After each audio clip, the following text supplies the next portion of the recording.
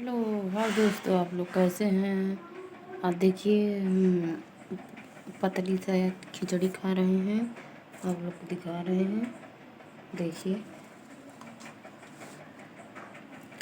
हम दांत खुरवा के आए हैं, तो इसीलिए डॉक्टर बोले हैं कि आप पतली खिचड़ी खाइए।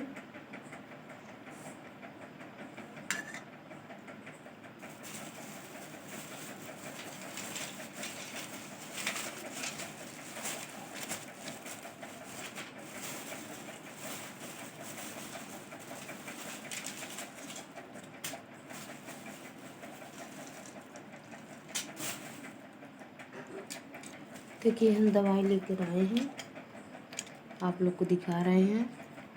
और देखिए, इतना दवाई है और खाएंगे तो देखिए यहाँ पर लेके सूजा हुआ है।